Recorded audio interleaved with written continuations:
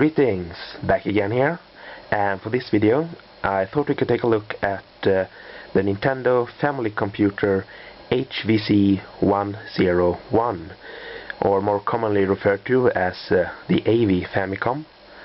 And this is a redesigned Famicom. It came out in December 1993, and it shares a similar design to the NES top loader. But this is basically the same as the original Famicom, and if we compare the two here, you can see that it's about the same size.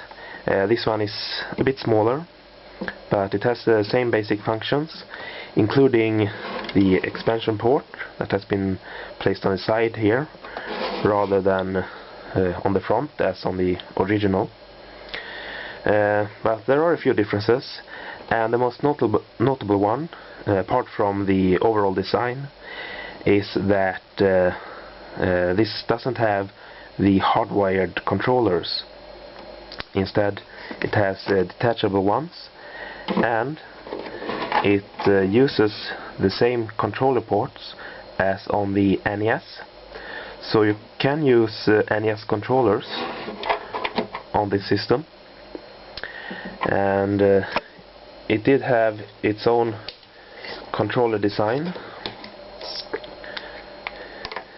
and looks very similar to the Super Famicom and Super NES controllers, and it's about the same size as an original NES controller.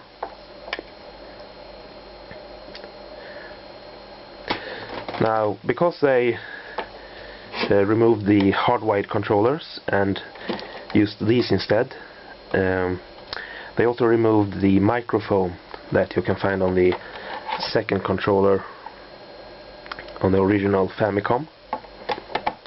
Another difference is that while the original Famicom had RF output only, this one has proper AV with composite video, and it uses the same connector as on the Super Famicom, Super NES, Nintendo 64 and GameCube.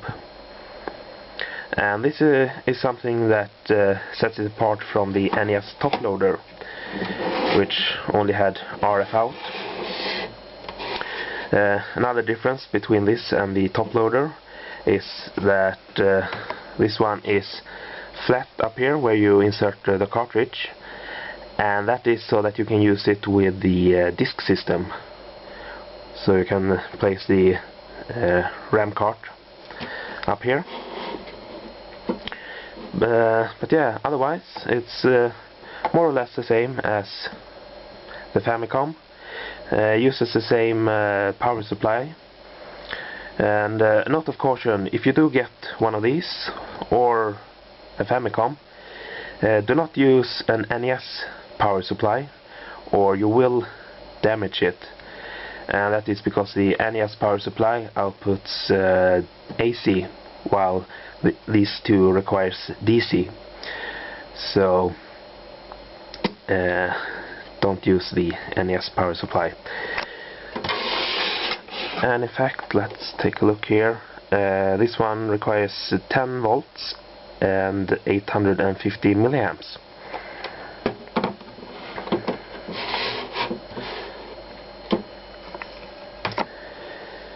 But yeah, that's the AV Famicom, and while we have it out here, I thought we could plug it in and just test it here.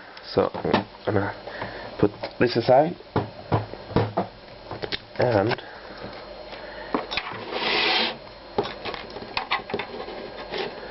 plug the power in,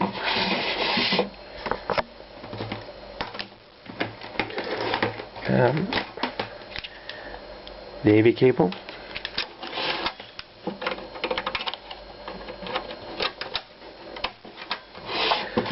Plug that in there, and I'm gonna use the NES controller here just to show that this works.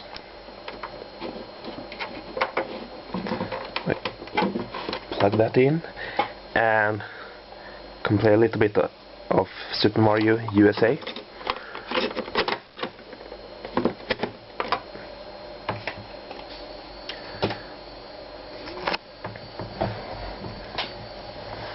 So, on the front here we have the reset button and the power button.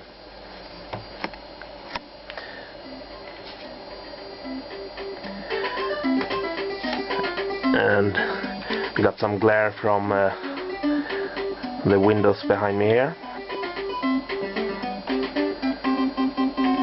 But as you can see here, I can use the NES controller.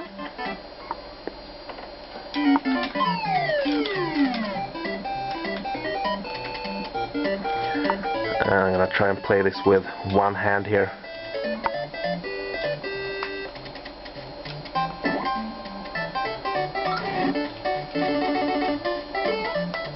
Ah.